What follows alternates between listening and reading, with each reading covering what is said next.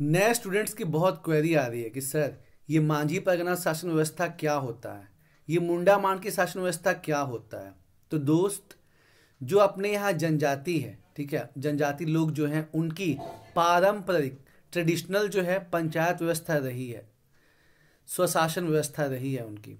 तो अलग अलग जनजाति का जो है वो अलग अलग पंचायत सिस्टम रहा है और वही सबका अलग अलग नाम है। जैसे सबसे बड़ी जनजाति कौन है झारखंड में? संथाल जनजाति है। तो उनकी जो पंचायत शासन व्यवस्था है उसको हम क्या कहते हैं? उसको हम कहते हैं मांझी परगना सिस्टम, SMP। दूसरी सबसे बड़ी जनजाति झारखंड में है जो कि द्रविड़ मूल की है। मैक्सिमम जनजाति जो झारखंड में है वो प्रोटो ऑस्ट्रोलॉयड मूल की है, लेकिन कुछ जो है वो द्रविड़ मूल की भी है। तो उसको बोलते हैं उड़ांव।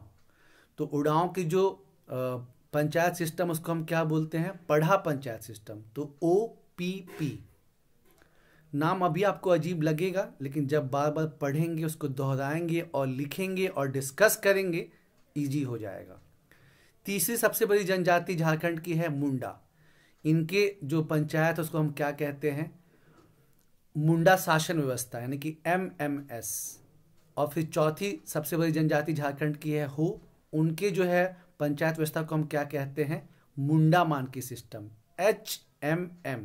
यानी संथाल का हो गया मांझी परगना SMP, उड़ांव का हो गया पढ़ा पंचायत यानी कि OPP, मुंडा का हो गया मुंडा शासन व्यवस्था MMS, और फिर जो हो है उसका हो गया मुंडा मान की सिस्टम यानी कि HMM।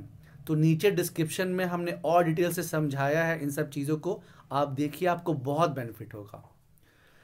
अच्छा, अब देखिए क्या है कि जैसे हम लोग का क्या होता है, पंचायत 3 टियर रहता है ना। गांव हो गया, ठीक है, उसके बाद जो है ब्लॉक हो गया, फिर डिस्ट्रिक्ट हो गया।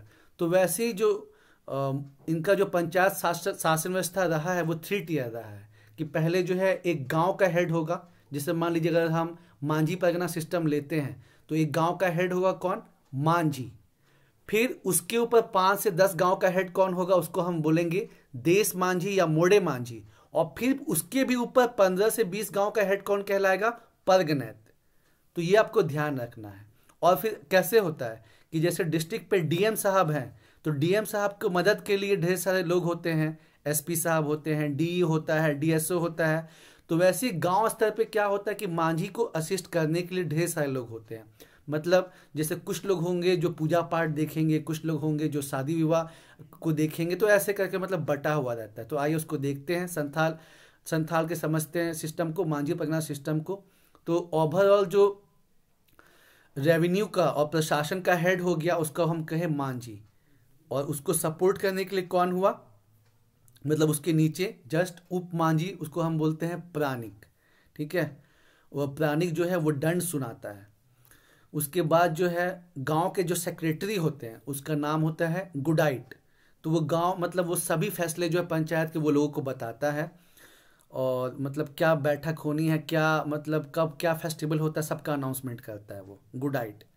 उसके बाद जो होता है शादी विवाह का मैटर को कौन देखता है?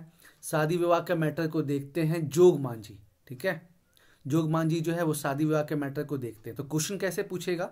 मांझी परगना सिस्टम में वो कौन होता है जो शादी विवाह के मैटर को देखता है? और 4 ऑप्शन आपको दिया रहेगा, जोग मांझी, गुडाइट, प्राणिक, मांझी। तो अगर आप ठीक से पढ़े हैं तो आपके लिए फिर आसान क्वेश्चन है, और अगर आप ठीक से नहीं पढ़े हैं तो बस ढूंढते रह जाओगे, ठीक है, मिलेगा ही नहीं।